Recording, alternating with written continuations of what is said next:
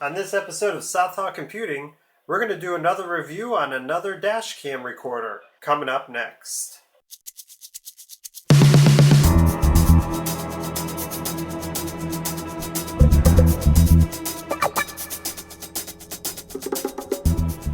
Hey everybody, Dan from Southall Computing, and we're going to do another dash cam review. And this one actually has a model number, GS8000L. Pretty much, it comes in a very similar box. I mean, even the fonts are very similar to the one that we did previously. Again, this one here didn't have any sort of model number, but we'll compare the two, see which one is better, and we'll go from there. Right now, we'll do the unboxing. Okay, we got everything unboxed. Obviously, we have the camera itself. A little bit of a different layout than the other one that we did there. The USB cord for the computer, suction cup for the window, and cigarette light adapter for power. And as always, the very limited instruction manuals. I would say more than half of it is written in a different language, and this one here, it's very vague on the setup. But as the other camera that we did, it does the, what is it here, 1920 by 1080, 1440 by 1080 for 720p, 1280 by 720 for WVGA, and it does other lower resolutions that people probably won't ever use there. Also, this time around, we're going to use 32 gig SD card from what is that? G-Skill. I even forgot which one it was. But yeah, we're going to hop right into it. We're going to take some footage, just like the other review that we did, and yeah, we'll see what this thing could do. We'll be right back. Okay, before we continue, I just wanted to put it out there that this is the second unit that we're actually testing. The first unit that we tested, unfortunately, the lens was out of focus. Now, normally you would just adjust it, but unfortunately in the factory what they did was they glue the actual lens into position. So I tried to tinker with the first one that I had, and it didn't work out too well. I ended up breaking the unit entirely. Luckily, I was able to get a new one rather quickly from the US vendor, but yeah, all the footage that I initially shot, I had to basically redo it all because of this camera, the first camera's focused issue. So that being said, let's dive into some of the features of this camera since we got it here. Hopefully the focus comes in.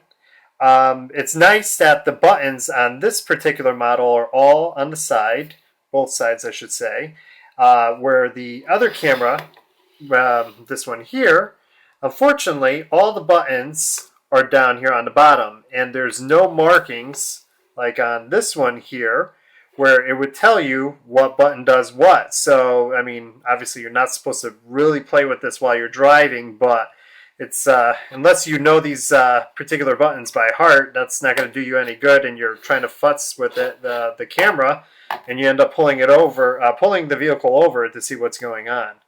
So here, you simply turn on the unit with this power button. So we're going to do that. And we're just going to do a quick rundown of all the features that this thing can do. When we hit menu once, you have the option of size, and then I'm hitting record here to select it. And you have your options of the 1080p FHD, regular 1080p VGA, etc., etc. I found the software for both of these cameras seems like it came from the same place. So 720p is the optimal setting for it.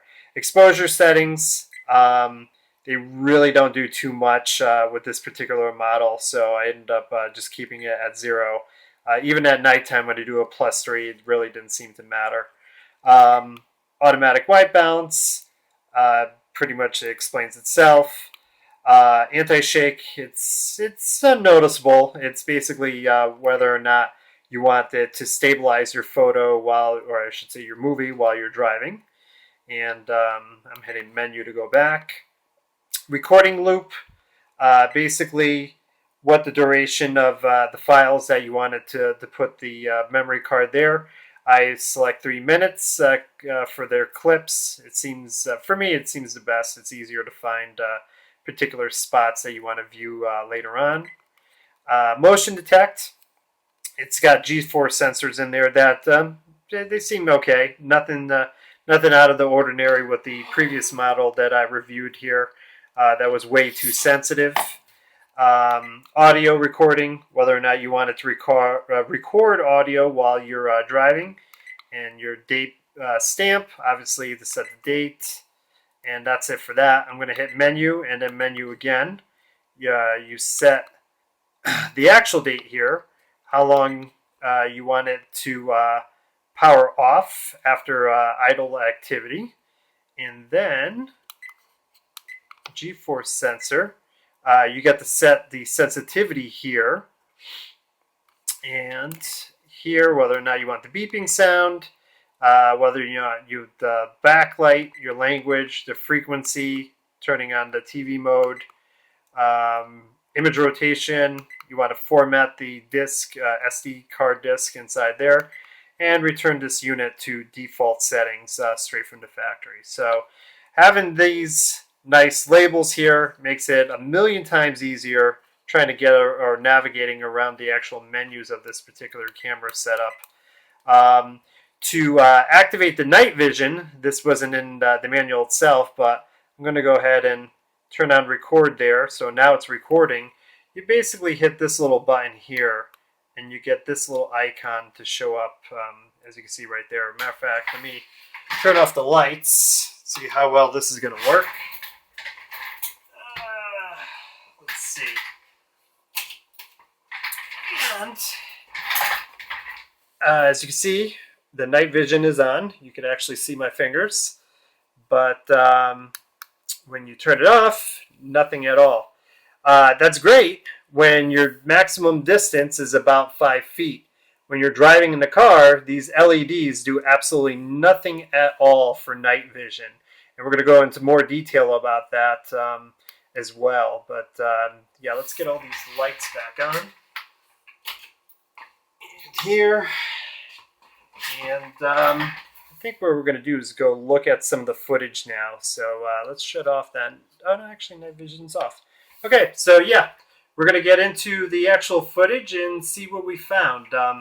Just over here, the icons are just telling us that, let's see if I can get a better, there you go. Red blinking light means it's recording.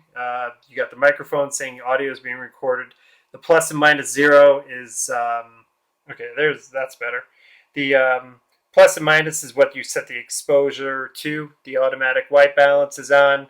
The 3 next to that means I'm doing 3-minute clips on my files, and the anti-shake for the hands, and the little memory card icon there basically is telling me that I got a memory card inserted. Okay, let's look at the footage and let's compare. We'll be right back. Okay, so this is just a random sample of the 720p setting for this particular camera. As you can see, it's you know, it's a little fuzzy. Pretty much what to be expected with these particular cameras. If I had to rate the quality compared to the no model number DVR that we previously did a review on, I would say this is slightly worse, but I mean, it's hardly noticeable. You really have to put them side by side to notice any particular difference. But daytime shot here, it's pretty standard. You can see everything. Again, it's what it is for the price that you pay for the camera. So this is our 720p nighttime sample, and I have to say this is the best I got the image to look. I did have to modify the exposure rate to a +3 to get it to look this good. When it was at 0, you hardly were able to see the car's headlights as well as the lines on the road. So that being said, you know, in comparison to the no model number car DVR, it's pretty much on par with that one as well. Again, the LED night vision lights don't do anything for, but in nighttime lit areas, the camera, you know, it'll pick up what you need to pick up, but all darker areas where there is no light and it's just your headlights, it could be a little bit challenging to see what's going on the video itself. But yeah, again, I did have to change the exposure on the lens to +3 to get it to look like this. Okay, so now to wrap this thing up, we're just going to do the final numbers here on the GS8000L there. This is the previous one that I reviewed. We'll be going back and forth on each of these, but yeah, back to the GSL 8000 here. Basically, what's good about it? Well, for starters, it's definitely got an improved 1080p sensor versus the modelless camcorder here, or I should say DVR dash cam.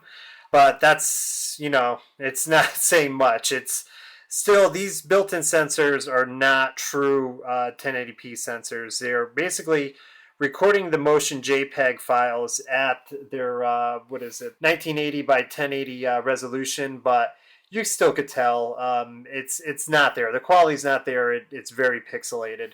So basically 720p for both of these cameras is the optimal resolution you want to be recording.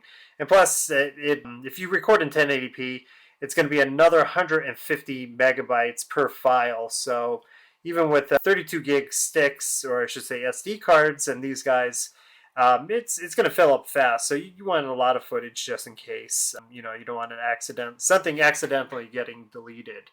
But for 720p on this one, it's about average. I would have to say the nameless DVR camera here does better in that aspect. This one here, well, actually both of them are running the same software. They basically got the same software running on both of them. It's just slightly a little different as far as formatting when you're actually using the interface. Again, with the no-name brand here, all the buttons to run all the commands are on the bottom, but you don't have any sort of legend here to tell you what you're clicking unless you already know what you're doing. Whereas the GS8000L here, you actually have the labels on the side, which is great, so you know what you're doing if you need to pull over without having to flip the unit underneath on its side there. Yeah, battery life for this guy, for the GS8000 here, is about 30 minutes, whereas the other one here, the no-name brand, was about 20 minutes. Both will do playback in the event of emergency, which is very nice. So the bad things about the GS8000, while I was driving, you'll see in the raw footage, when recording on this guy here, you'll hear some weird audio noises. It's not as bad as the no-name one, but it's annoying enough that if you watch a lot of footage, you'll hear it. Again, the poor night vision on this particular model, it's even where the light is shining. I mean, it was kind of rough. Even playing with the exposure settings did absolutely nothing to improve the image, as well as poor nighttime sensors here. These things do absolutely nothing for you while you're driving. Again, they pretty much only go up to about 5 feet to give you night vision, and then after that, there's nothing to actually see with those sensors. Again, not 1080p. We've already established that. Let's actually compare the window mounts here. The no-named DVR has a better mount. It's got a nice little ball and socket mount, so you could pretty much put it at any angle, whereas this one here for the GS8000, it's pretty much, it's not obviously a ball and socket joint, but I don't know how you would describe it, but it's got, a bunch of divots in there, and there's no in-between for it. So either sometimes your camera might be positioned a little too high or a little bit too low. You can never get it just right with the GS8000L. Let's see, and what else do we got? I mean, again, these are low-cost devices. You can't complain too much for what you're paying for. And then coming with the price point on this one here, it's about $28 off of eBay, which, again, I'm not gonna knock something that's so cheap and then expect a high quality out of it. But if I had to give it a buy it or toss it rating, I'm going to give this one still a buy it. Even though nighttime was kind of, it's, you know, it's still visible. Not not as good as the Nameless brand here, but yeah, I mean, daytime shots, I mean, you'll get what you need when it's recording, as far as that's concerned. Okay, so that pretty much wraps things up for the GS8000L. Obviously, if you like what you see here, please give this video a thumbs up, leave a comment, and even subscribe to the channel if you have a quick second. Also wanted to remind our users that this month we're doing a spring laptop giveaway, so if you haven't headed to the South Talk forums yet to sign in, and basically check it out and find out how you could win a, what is it, a Toshiba 655 laptop, and yeah, and that's all she wrote. As always, this is Dan from South Talk Computing, and until the next time.